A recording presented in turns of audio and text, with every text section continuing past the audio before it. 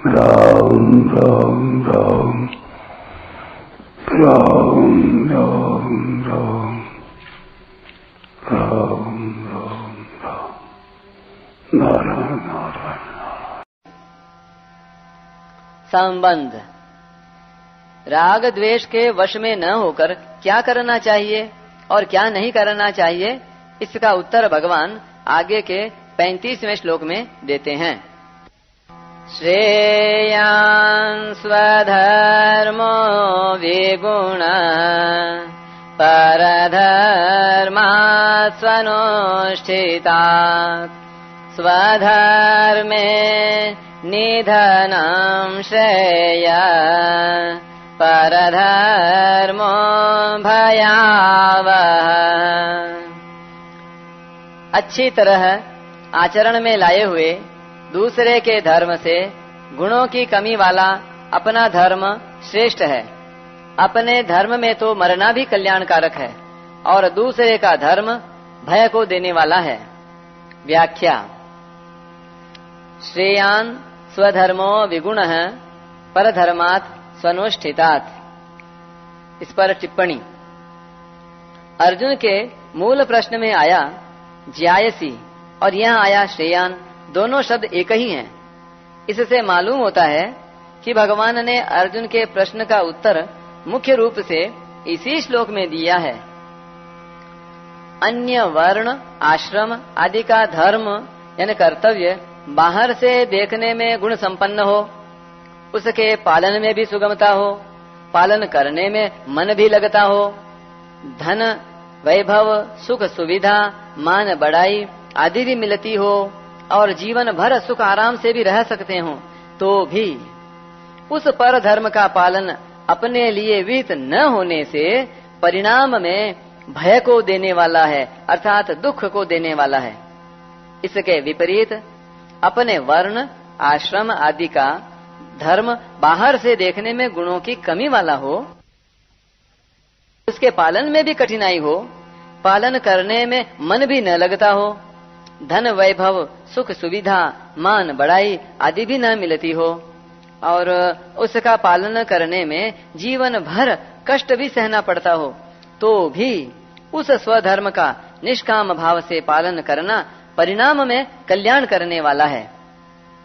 इसलिए मनुष्य को किसी भी स्थिति में अपने धर्म का त्याग नहीं करना चाहिए, प्रत्युत निष्काम निर्मम और अनासक्त होकर स्वधर्म का ही पालन करना चाहिए। मनुष्य के लिए स्वधर्म का पालन स्वाभाविक है, सहज है। मनुष्य का जन्म कर्मों के अनुसार होता है और जन्म के अनुसार भगवान ने कर्म नियत किए हैं।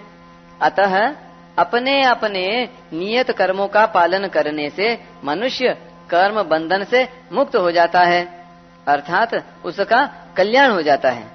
अतः दोष युक्त दिखने पर भी नियत कर्म अर्थात स्वधर्म का त्याग नहीं करना चाहिए। अर्जुन युद्ध करने की अपेक्षा भिक्षा का अन्न खाकर जीवन निर्वाह करने को श्रेष्ठ समझते हैं, परंतु यहाँ भगवान अर्जुन को मानो यह समझाते हैं कि भिक्षा के अन्न से जीवन निर्वाह करना भिक्षुक के लिए स्वधर्म होते हुए भी तेरे लिए परधर्म है, क्योंकि तू गृहस्थ क्षत्रिय है, भिक्षुक नहीं। पहले अध्याय में भी जब अर्जुन ने कहा कि युद्ध करने से पाप ही लगेगा, पापमेवाश्रयेत, तब भी भगवान ने कहा कि धर्ममय युद्ध न करने से तू स्वधर्म और कीर्ति को खोकर पाप को प्राप्त होगा।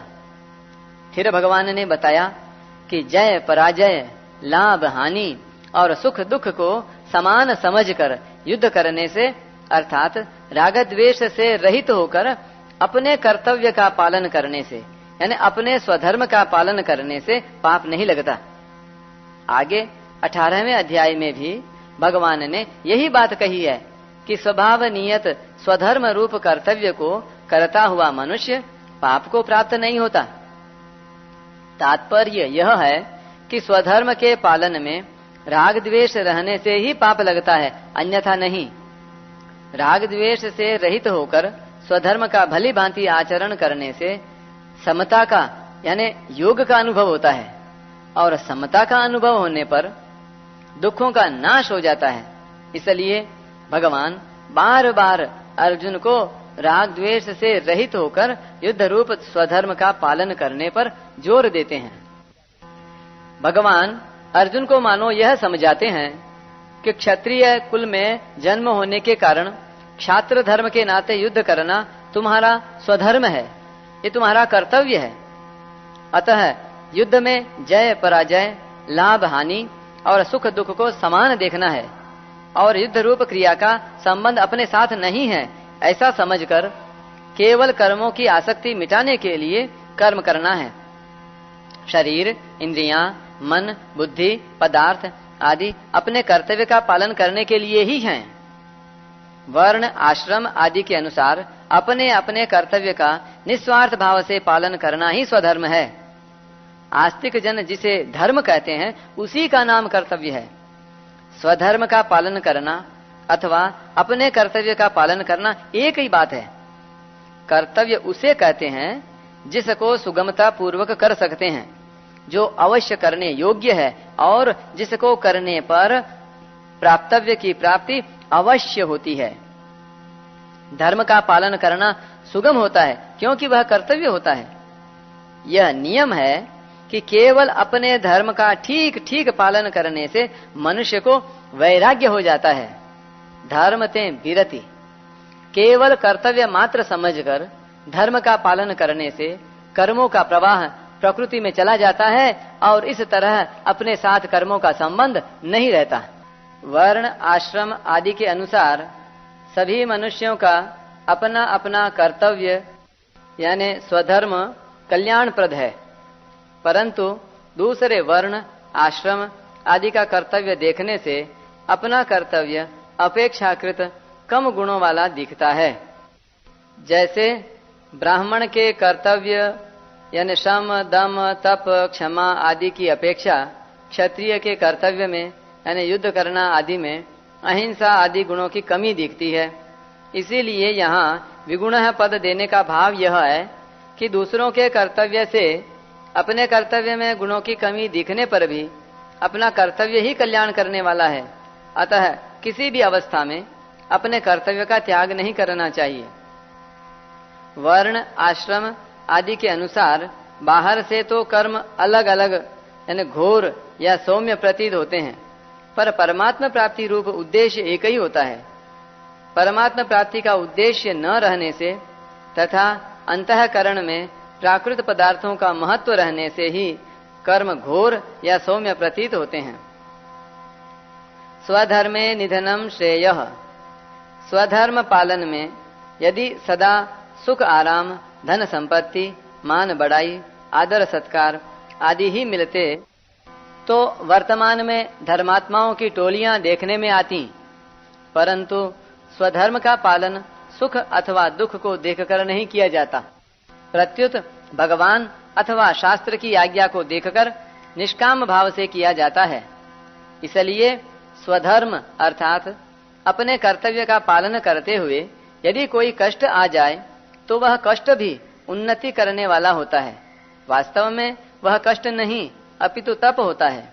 उस कष्ट से तप की अपेक्षा भी बहुत जल्दी उन्नति होती है, कारण कि तप अपने लिए किया जाता है और कर्तव्य दूसरों के लिए। जानकर किए गए तप से उतना लाभ नहीं होता जितना लाभ स्वतः आए हुए कष्ट रूप तप से होता है। जिन्होंने स्वधर्म पालन में कष्ट सहन किया और जो स्वधर्म का पालन करते हुए मर गए, वे धर्मात्मा पुरुष अमर हो गए। लौकिक दृष्टि से भी जो कष्ट आने पर भी अपने धर्म यानी कर्तव्य पर डटा रहता है, उसकी बहुत प्रशंसा और महिमा होती है। जैसे देश को स्वतंत्र बनाने के लिए जिन पुरुषों ने कष्ट सहे, बार बार जेल गए और फांसी पर लटकाए गए, उनकी आज भी बहुत प्रशंसा और महिमा होती है। इसके विपरीत बुरे कर्म करके जेल जाने वालों की सब जगह निंदा होती है। तात्पर्य यह निकला कि निष्काम भाव पूर्वक अपने धर्म का पालन करते हुए कष्ट आ जाए अथवा मृत्यु तक भी हो जाए तो भी उससे लोक में प्रशंसा और परलोक में कल्याण ही होता है।